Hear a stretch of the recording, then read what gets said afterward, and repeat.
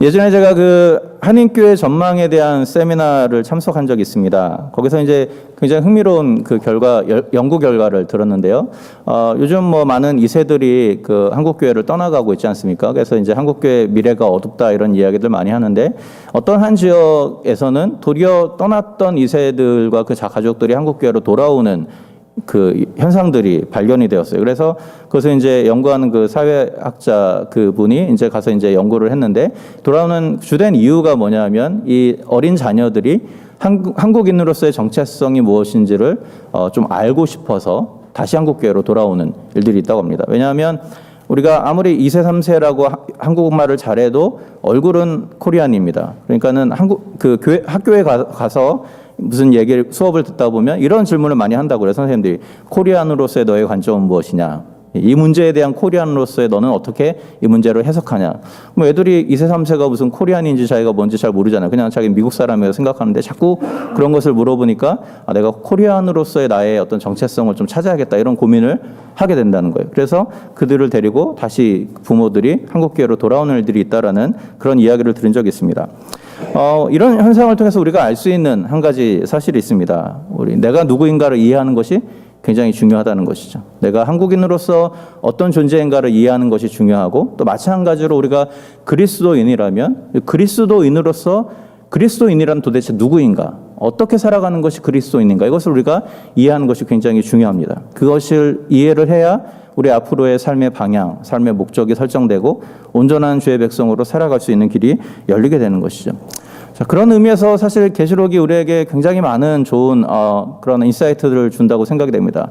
계시록의 전체적인 내용을 우리는 뭐 심판에 대해서만 많이 생각을 하지만 결국 계시록의 내용을 잘 살펴보면 누가 그리스도인인가? 또는 누가 하나님을 따르는 자인가, 또 누가 사탄 짐승을 따르는 자인가, 거기에 대한 내용들이 굉장히 많이 등장을 하게 됩니다. 이 두 개를 서로 대비시키면서 우리가 어떤 길로 걸어가야 하는지, 그것이 올바른 것인지를 말해주는 것이 바로 계시록의 말씀이죠. 오늘 우리가 읽은 본문도 바로 그러한 본문에 해당됩니다. 오늘 본문을 우리가 좀 이해하기 위해서 우리가 지금 계시록에 어디쯤 와 있는지 우리가 먼저 다시 한번 살펴보고 오늘 본문을 같이 나누면 좋겠습니다. 제가 말씀드린 것처럼 계시록의 본문은 세 가지 심판 시리즈로 되어져 있습니다. 인심판, 나팔심판, 대접심판, 이 세 가지가 아주 긴 본문의 그 본론에 해당을 하는데요. 이제 이 심판이 다 끝나면 나중에 바벨론이 멸망하고 사단이 불못으로 들어갑니다. 그리고 새하늘과 새 땅이 완성이 되는 그런 내용으로 이루어져 있습니다. 오늘 우리가 있는 곳은 이 두 번째 나팔 심판이 끝나고 세 번째 그 대접 심판이 시작하는 중간에 들어가 있습니다. 11장에 나팔 심판이 끝나고 15장 후반부에 대접 심판이 시작되는데 그 중간에 있는 부분을 우리가 다루고 있습니다. 이 중간에 삽입된 이 삽입구의 전체적인 내용은 하나님의 백성들과 사단과의 영적인 전쟁이라고 정리할 수 있습니다. 그래서 우리가 지난주까지 보았던 12장, 13장에는 이런 내용이 나오죠. 12장에는 용이 하나님의 백성들과 싸우려고 섰다가 예수 그리스도를 잡으려고 했다가 그것이 잘 안 되니까 하나님의 백성들과 싸우기 위하여서 바닷가에 서는 장면이 나오고요. 13장에는 이제 그 용이 두 짐승을 불러내서 사람들로 하여금 짐승의 표를 받게 하고 표를 받지 않은 사람들은 그 핍박하는 그런 장면이 나옵니다. 오늘 우리가 읽은 이 본문은 그것과는 좀 다르게 이제 이렇게 예수를 따르는 자들, 또 짐승을 따르는 자들이 각기 누구인가, 그리고 그들이 앞으로 겪게 될 미래, 어떤 차이가 있는가, 예수를 따르는 자들의 미래는 어떻고 짐승을 따르는 자들의 미래, 그들에게 기다리고 있는 심판은 어떤 것인가를 알려주는 본문이 오늘 우리가 읽을 14장 전체의 내용이라고 할 수 있습니다. 자, 이런 대조, 하나님의 백성이 누구인가, 또 하나님의 백성의 앞으로의 겪을, 하나님의 백성이 가게 될 영원한 하늘나라가 무엇인가를 말하고, 또 짐승이 겪게 될, 짐승을 따르는 자와 그들이 겪게 될 심판이 무엇인가를 대조하는 것을 통하여서 오늘 계시록의 전체적인 목적이 무엇인지를 우리가 알 수 있습니다. 이 대조는 두 가지 목적을 가지고 있습니다. 이 신실함을, 고난 가운데서도 신실함을 지키는 자들에게는 격려하는 겁니다. 끝까지 넘어지지 아니하고 끝까지 신실함을 지켜서 마침내 하나님이 약속하신 천상의 예배를 드리는 자들로 회복될 될 것이다 라는 어떤 약속을 주면서 격려를 하는 것이죠. 또 다른 한편으로는 당시에 오래된 핍박으로 인하여서 흔들리는 자들이 있었습니다. 자칫하다가는 타협하고 신앙을 버릴 위기에 있는 자들이 있습니다. 그들에게 경고하는 것입니다. 너희가 짐승을 따르길 원하느냐? 짐승을 따르는 자들의 결론은 바로 이것이다. 멸망밖에 없다라는 것을 이야기하면서 경고하시는 것이죠. 자, 이런 어떤 계시록의 그 기록된 목적들을 살펴볼 때 계시록에 말하는 하나님은 끔찍한 하나님이 아니라는 것을 우리가 다시 한번 알 수 있습니다. 하나님이 폭력을 즐겨하고 심판을 즐겨하시는 하나님이 아닙니다. 하나님이 이 계시록에 기록된 모든 심판의 내용들은 결국은 두 가지 목적을 이루는 것이죠. 하나님의 백성들을 격려하고 또 흔들리는 믿음을 일깨워서 그들이 끝까지 하나님의 백성으로 세우고자 하시는 하나님의 사랑의 메시지를 이 본문 속에서 계시록 메시지를 통해서 우리가 발견할 수 있게 되는 것입니다. 오늘 본문을 통해서 이런 하나님의 사랑을 다시 한번 우리 같이 생각하는 시간이 되면 좋겠습니다. 자, 말씀드린 것처럼 우리가 이 14장을 읽었는데 14장은 그리스도를 따르는 자들이 누구이며 또 그들이 마침내 경험하게 될 하나님 앞에서의 삶이 무엇인지를 소개합니다. 자, 1절을 보시죠. 1절을 보면 내가 보매 또 내가 보매 이렇게 시작을 합니다. 또 내가 보매 이것은 일종의 새로운 단락이 시작됐다라는 표시입니다. 그래서 14장 1절에도 6절에도 14절에도 15장 1절, 15장 5절 계속해서 반복이 되는데 반복될 때마다 특징은 새로운 장면이 시작이 됩니다. 그러니까 앞부분에서 짐승에 대해서 이야기를 했죠. 짐승을 따르는 자들. 그러고 나서 이제 장면이 바뀌어서 예수 그리스도를 따르는 자들은 누구인가를 설명하는 장면이 전환됐다는 내용입니다. 자, 그렇게 이제 새로운 환상을 보는데 요한이 무엇을 보냐? 어린 양의 시온산에 서 있는 모습을 보게 됩니다. 어린 양. 자, 우리 지난주에 13장에도 어린 양이 나왔습니다. 누가 어린 양처럼 보인다 그랬죠? 두 번째 짐승이, 그렇죠? 어린 양과 같은, 두 뿔을 가진 어린 양과 같은 모습인데 말하는 것은 누구와 같다고요? 말하는 것은 용과 같다. 예, 그렇게 말합니다. 그러니까 이 어린 양을 모방하는 사람으로 나와 있는 것이죠. 그런데 오늘 본문에 나와 있는 모습을 보면 오늘 본문에서는 진짜 어린 양이 등장합니다. 진짜 어린 양. 진짜 어린 양과 어린 양을 모방했던 이 짐승의 모습이 대조되는 것이죠. 어린 양을 모방했던 짐승은 결국은 멸망하고 말 존재입니다. 불못에 던져지고 말아요. 그러나 죽임을 당하신 어린 양은 정말로 세상을 통치하는 왕으로 시온산에 서게 될 것이다. 이렇게 말씀을 하고 있습니다. 시온산이라고 되어 있는데요. 이 시온산은 물론 이제 1차적으로는 성전이 세워져 있었던 예루살렘 그 성전산을 이야기하는 것이지만요. 구약 성경에서 시온이라는 말과 예루살렘이라는 말의 차이가 있습니다. 예루살렘은 그냥 일반적인 말 그대로 예루살렘이에요. 근데 부정적인 것, 어떤 것, 이스라엘, 예루살렘 이러면 부정적인 것을 표현할 때는 예루살렘이라는 말을 쓰고요. 시온이라고 표현했을 때 한 번도 부정적인 의미로 쓰인 적이 없습니다. 그래서 시온이라는 말은 하나님의 백성 또는 하나님의 통치를 받는 하나님의 나라의 이상적인 어떤 그런 것들을 표현할 때 시온이라는 말로 주로 사용을 하는 것이죠. 오늘 본문에서 시온산에 어린 양이 섰다라고 했는데 전체적인 문맥상 여기서 말하는 시온산은 지금 이스라엘에 있는 예루살렘 성전산을 말하는 것이 아니고 앞으로 완성될 새하늘과 새 땅, 새 예루살렘을 말하는 것으로 여러분들이 이해를 하시는 게 좋겠습니다. 그러니까 짐승의 방해와 공격이 있었지만 그럼에도 불구하고 어린 양 그리스도는 새 예루살렘의 통치자로 서실 것이다. 이렇게 말씀을 하고 있는 것이죠. 마찬가지로 어린 양을 따르던 자들도 그때 그 시온산에 함께 거기 있을 것이다 라고 말합니다. 그래서 오늘 본문에 보면 14만 4천 명이 그 옆에 있다고 이야기하죠. 근데 그 14만 4천 명은 이마에 어린 양의 이름과 그 아버지의 이름이 기록된 이들이다. 이렇게 이야기를 합니다. 자, 계시록 7장에도 동일한 내용이 나옵니다. 14만 4천 명이 나오고 머리에 인침을 받은 자들이 나옵니다. 다른 대상을 지칭하는 것이 아니고 같은 대상을 말합니다. 하나님의 구원받은 성도로서 하늘에 존재하는 하나님의 백성들을 통칭하는 것이죠. 다만 차이점이 있자면 7장에서는 이마에 인침을 받았다고 표현하지만 오늘 본문에서는 예수 그리스도의 어린 양의 이름과 아버지의 이름이 기록된 자들이다. 이렇게 표현을 하고 있습니다. 이렇게 표현한 이유는요. 앞에 나온 13장의 짐승의 모습과 비교하기 위해서라고 할 수 있습니다. 대조하는 것이죠. 자, 13장 뒷부분에 보면 어떻게 되죠? 그 짐승을 따르는 자들에게 짐승의 이름의 표를 받게 합니다. 그렇죠? 짐승의 이름의 표. 그런데 여기서 등장하는 14만 4천 명은 짐승을 따르기를 거부하고 하나님의 이름을 받은 자들이다라고 이야기를 하고 있는 것이죠. 자, 그러면 이렇게 하나님의 소유가 된 새 예루살렘의 그 성도들, 하나님의 백성들, 그들이 그곳에서 하는 일이 무엇일까요? 오늘 본문은 그것을 예배다 이렇게 이야기합니다. 예배다. 하나님 앞에 찬양하고 예배한다 이렇게 이야기합니다. 자, 2절을 보시죠. 자, 2절을 보시면 하늘에서 나는 소리를 들었습니다. 그 소리가 많은 물소리도 같고 큰 내성도 같고 또 그런 소리로 들렸다라고 이야기를 합니다. 자, 많은 물소리 내성, 많은 물소리는 계시록 1장 15절에 예수님의 음성을 표현할 때 많은 물소리로 표현을 했고요. 내성이라는 말은 계시록에 되게 많이 등장하는데 주로 하늘 보좌에서 나는 소리, 하늘 성전에서 나는 소리를 표현할 때 내성이라는 말로 표현합니다. 그러니까 여기서 요한이 들은 소리는 그만큼 굉장히 웅장하고 마치 예수 그리스도의 음성처럼 굉장히 경외심을 일으킬 만한 어떤 소리였다라고 이야기하죠. 그런데 그 소리가 뭐 같았냐면 검은고를 가진 자들이 자신의 검은고를 연주하는 소리 같았다 이렇게 이야기를 합니다. 검은고라고 번역을 했지만 원래는 이 하프를 이야기합니다. 당시에 키타라라고 부르는 그 헬라 지역에서 많이 쓰던 이렇게 동그랗게 생기고 길다란 하프를 이야기하는데요.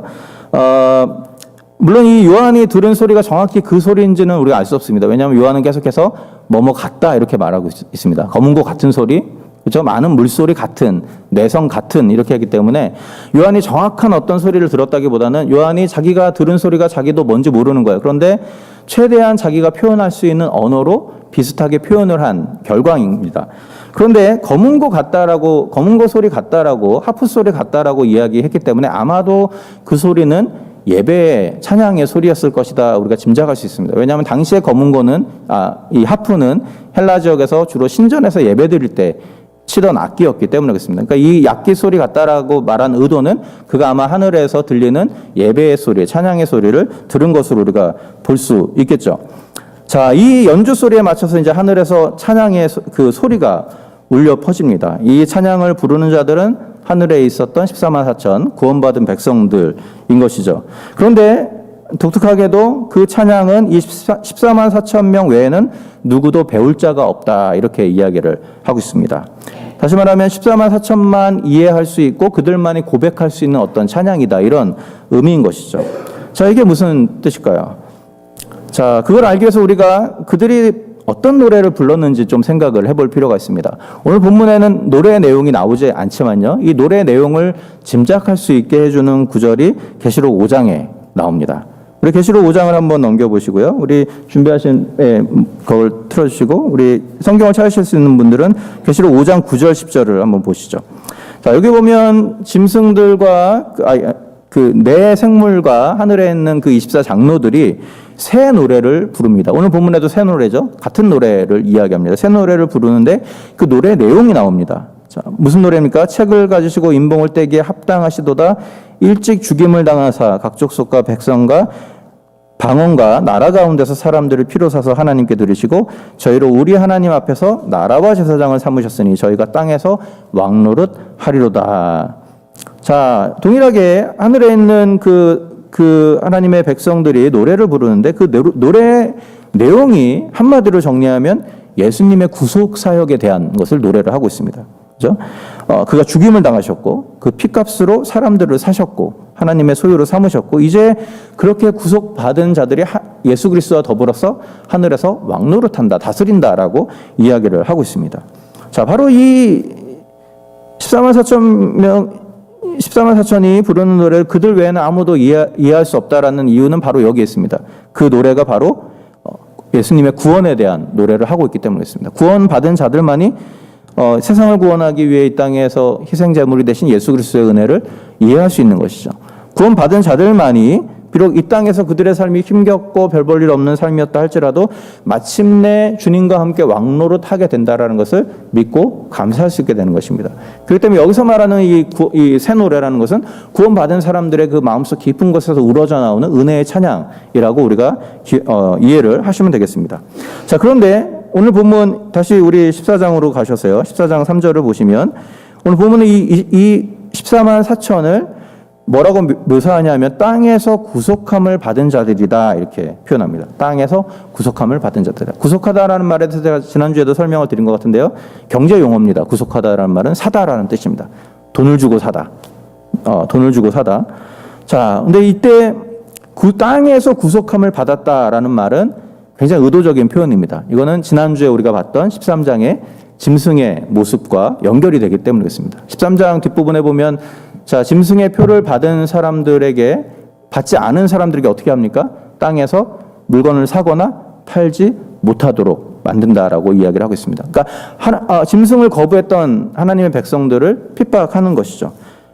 근데 문제는 뭐냐면 짐승의 표를 받고 자유롭게 경제 활동을 하면서 평안을 누렸던 사람들은 오늘 이 14만 4천에 포함되지 못했다라는 것입니다. 그러니까 짐승의 표를 받고 그 많은 것을 누렸던 사람들은 많은 것을 이 땅에서 누렸을지는 몰라도 그 짐승의 표로 인해서 주님이 그들을 사지 않으신 것이죠.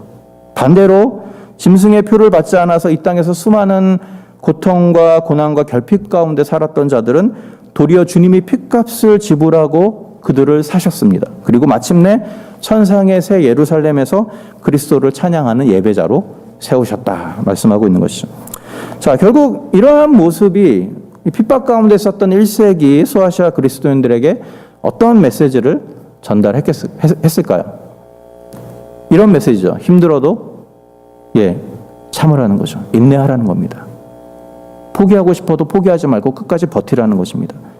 비록 신실함을 지키는 삶이 고단하고 손해보는 것처럼 보인다 할지라도 결국 그들이 신앙을 지키기 위해서 포기했던 모든 것을 하나님이 나중에 갚아주신다. 그 이야기를 하고 있는 것이죠. 요한이 본 천상의 예배는 바로 이 사실을 확신하게 해주는 겁니다.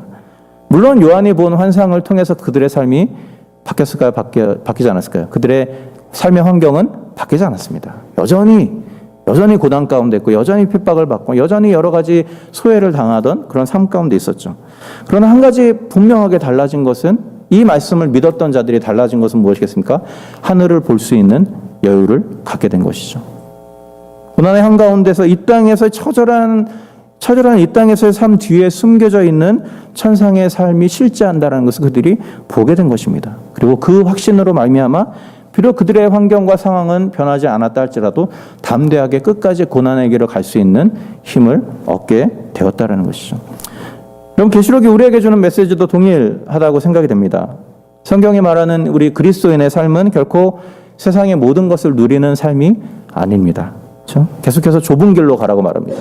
낮은 곳으로 내려가라 말합니다. 섬김을 받으려 하지 말고 섬기는 자가 되라. 그렇게 말합니다. 굉장히 손해보는 삶처럼 보일 수 있습니다. 억울해 보이는 삶일 수 있습니다. 그럼에도 불구하고 본문은 우리가 왜 그렇게 어리석어 보이는 삶을 계속 살아가야 하는지 거기에 대해서 해답을 주는 것이죠. 그리스도께서 이미 자기를 희생함으로 온 땅을 다스리는 왕으로 좌정하셨다는 것이죠. 그 그리스도를 따르는 너희들도 그 삶을 걸어가야 된다는 거예요. 그 길을 걸어가야 된다. 그렇게 할 때 너희도 주님과 더불어서 왕노릇 하게 될 것이다 라고 말씀하고 있는 것이죠. 그렇기 때문에 우리 조금 힘겨워도 조금 버거워도 우리 끝까지 그 길을 걸어가는 우리가 될 수 있기를 바랍니다. 우리의 승리하신 주님 앞에서 천상의 예배를 드릴 그날을 기대하면서 오늘 우리에게 지워진 삶의 무게를 담대히 감당하는 저와 여러분들 될 수 있기를 바랍니다. 자, 그런데 오늘 본문을 보면요, 이렇게 하늘에서 있게 될 영광스러운 예배에 참여하는 자들에게 분명한 자격 조건이 있다라는 것을 우리에게 이야기합니다. 바로 이 4절, 5절이 그 내용인데요. 다시 말하면 이 그리스도인들, 하나님의 선택함을 받아서 하늘에서 천상의 예배를 드리는 이 그리스도인들이 누구인가에 대해서 이야기를 합니다. 어떤 자들이 진정한 그리스도인들인가? 어떤 자들이 진정한 천상의 성도들이 될 수 있는가? 거기에 대해서 이야기를 하는데요. 다양한 표현들로 이야기를 합니다. 제가 이게 한 가지씩 살펴보면서 계시록이 말하는 그리스도인이 무엇인지 좀 우리 같이 생각하는 시간이 되면 좋겠습니다. 자, 4절을 한번 보시죠. 여기 보면 우선 그들은 여자로 더불어 더럽히지 아니한 자들이다. 이렇게 본문에서 말합니다. 자, 우리가 오해하지 마실 것은 본문이 말하는 것은 금욕주의를 말하는 것이 아닙니다. 뭐 결혼한 부부 관계에서의 어떤 관계를 터부시하는 것도 아닙니다. 본문이 본문을 우리가 좀 잘 이해하려면요, 우리 계시록 안에서 우리 여자와 더불어 더럽힌다라는 것이 무엇을 뜻하는지 우리가 좀 먼저 이해를 해야 됩니다.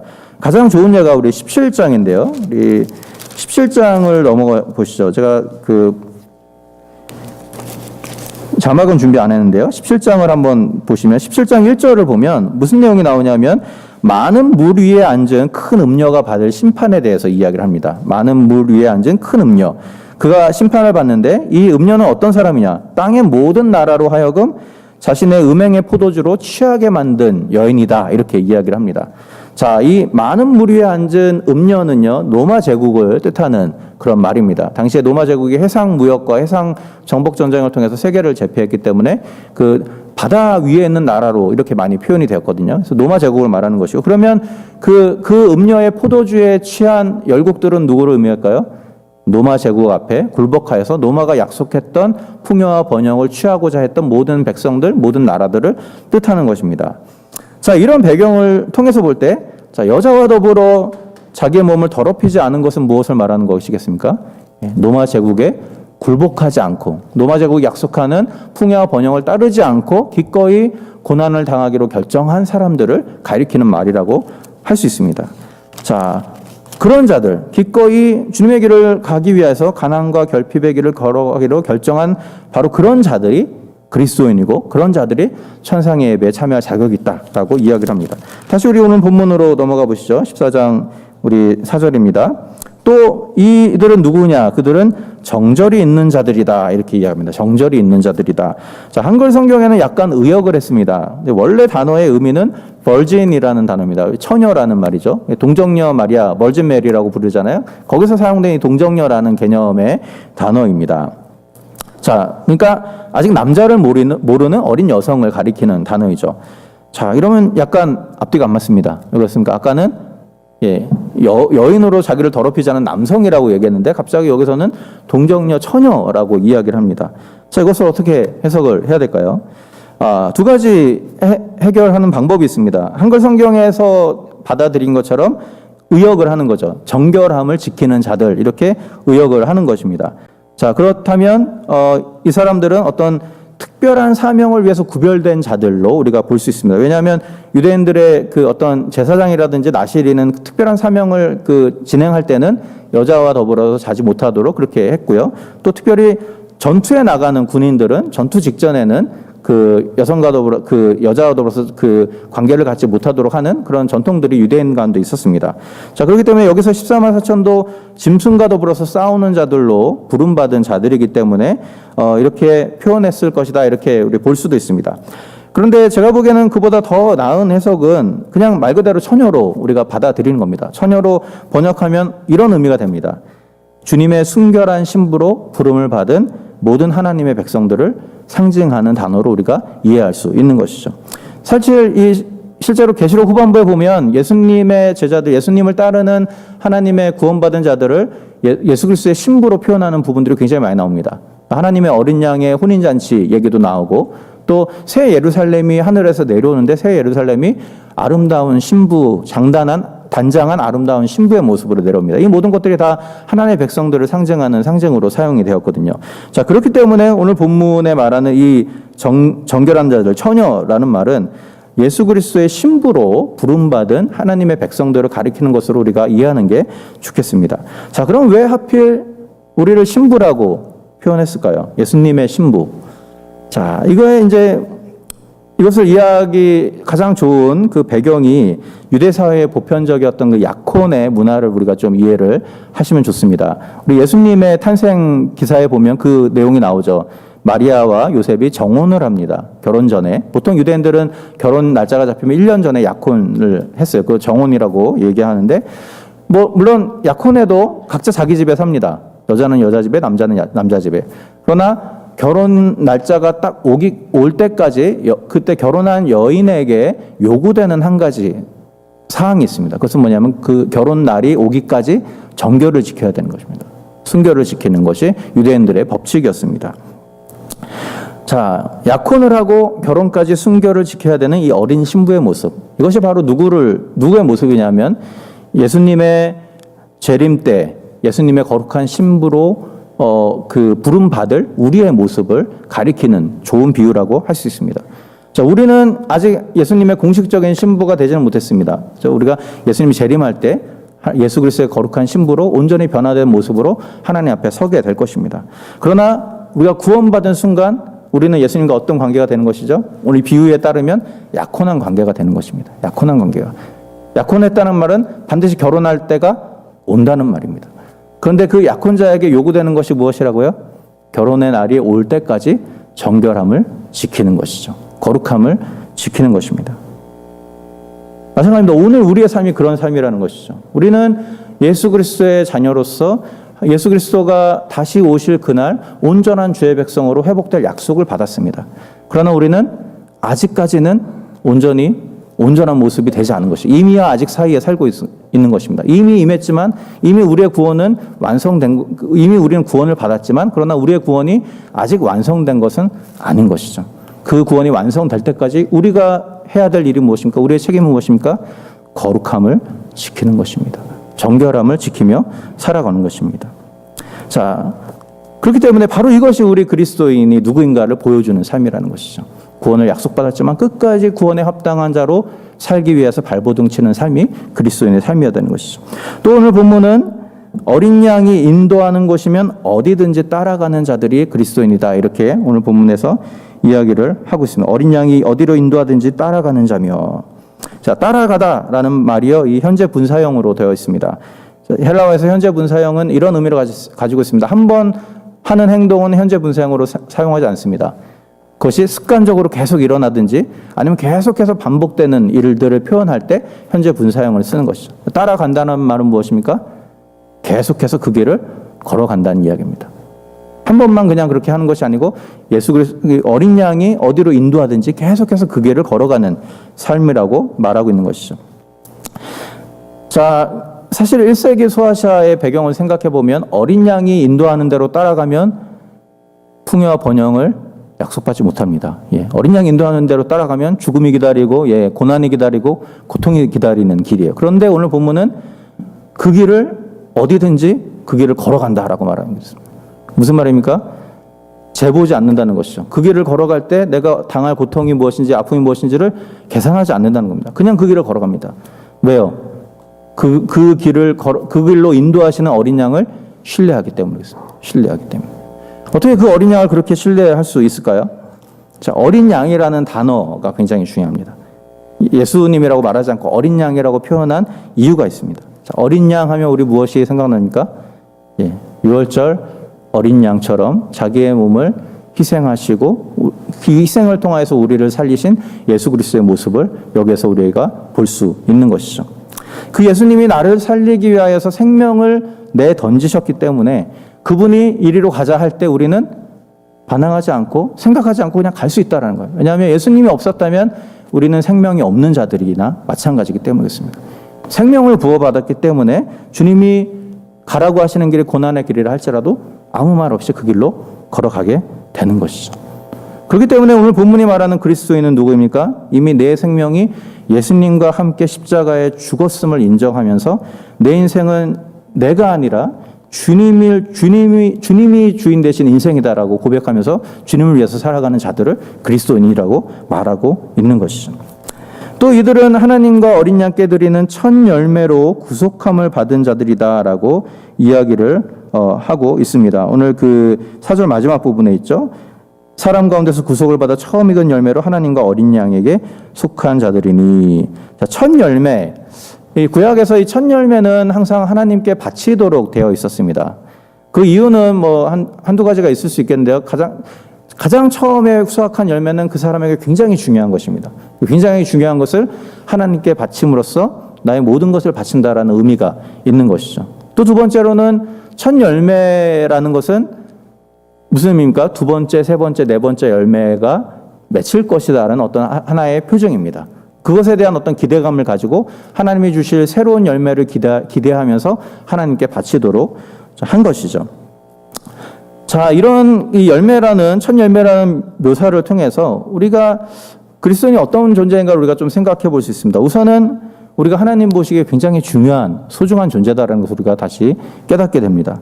비록 우리의 모습이 세상의 기준으로는 모자라고 내세울 것이 없다 할지라도 하나님은 우리를 어떻게 보신다고요? 첫 열매로 보신다. 가장 소중한, 가장 존귀한, 가장 고귀한 존재로 우리를 여겨 주신다라는 것이죠.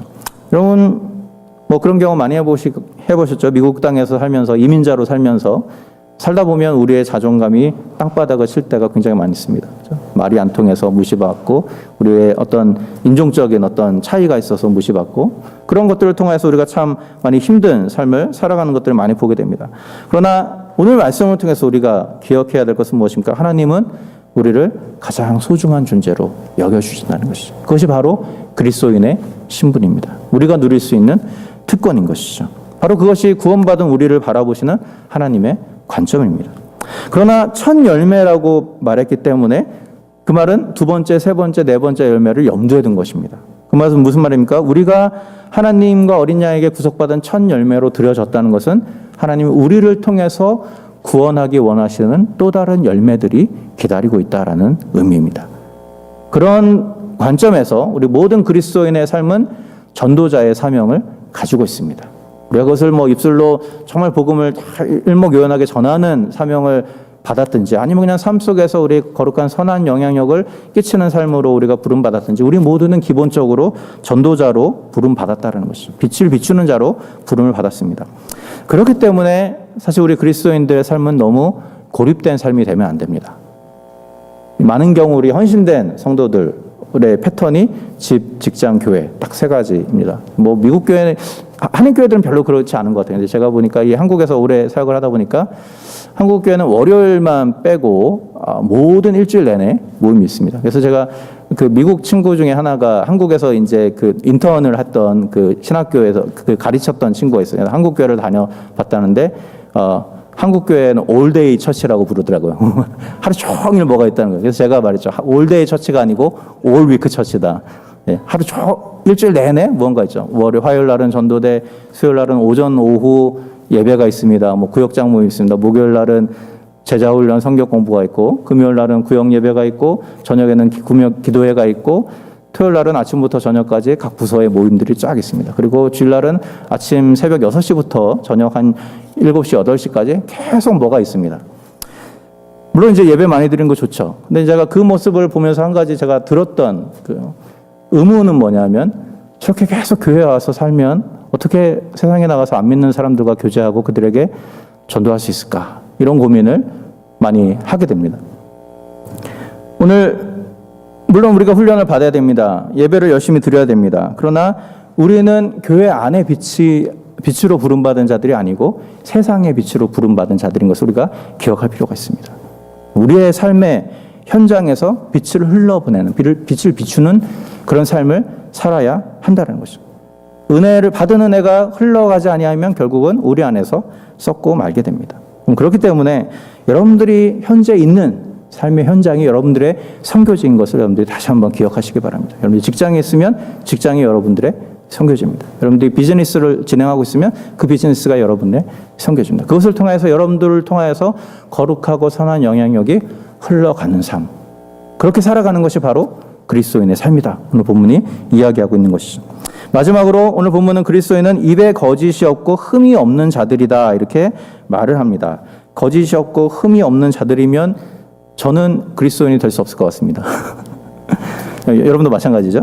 오늘 본문이 말하는 것은 어떤 윤리적인 완벽함을 말하는 것이 아닙니다. 근데 사실 거짓이 없고 흠이 없다라는 말을 자세히 연구를 해보면요. 이것이 예수 그리스도를 가리키는 말이라는 것을 우리가 알게 됩니다. 왜냐하면 이사야 53장 9절에 보면 고난받는 종으로서의 메시아를 이야기하면서 예수님은 그 입에 괴율이라고 표현했죠. 거짓입니다. 그 일에 거짓이 없으시지만 악인들과 함께 죽어서 장사 지낸 바 되었다. 이렇게 이야기합니다. 또 오늘 우리가 읽었던 우리 이번 주 암산구절 히브리서 9장 10절을 보면 9장 14절에 보면 예수 그리스도가 흠없는 자기를 하나님께 드린 그리스도로 표현합니다. 흠없는 자기를 하나님께 드린 그리스도의 피가 어찌 너희를 깨끗하게 못하시겠느냐 이렇게 말합니다. 자, 흠없다, 거짓이 없다 다 예수 그리스도를 가리키는 어떤 그런 표현으로 사용이 되고 있는 것이죠. 따라서 본문이 말하고 있는 것은 정말로 윤리적으로 깨끗한 것을 이야기하는 것이 아닙니다. 본문이 말하는 것은 주님처럼 고난과 핍박 속에서도 끝까지 신실함을 지키는 모습을 말을 하고 있는 것이죠.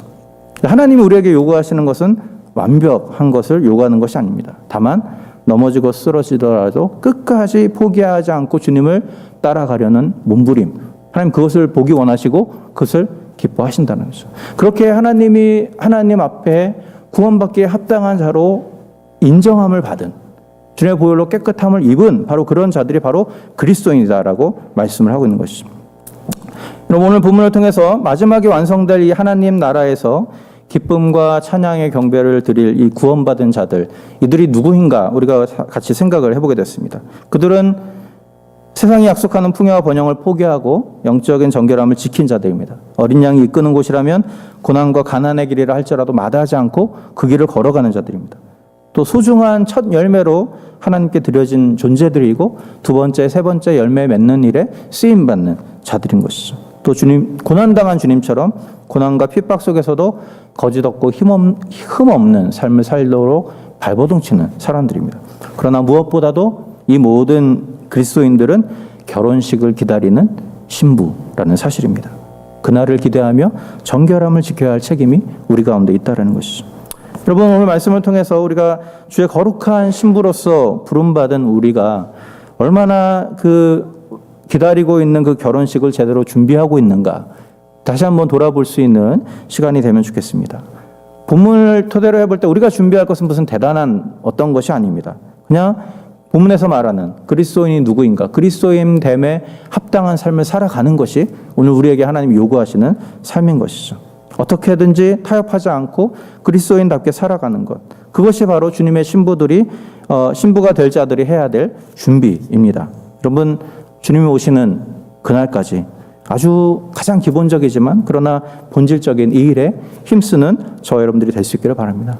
마지막 주님을 만나는 그날 정말로 순결한 정결한 주의 신부로서 떳떳하게 주 앞에 서서 마음껏 찬양의 경배에 동참하는 저와 여러분 될 수 있기를 주님으로 부탁을 드립니다. 같이 기도하겠습니다.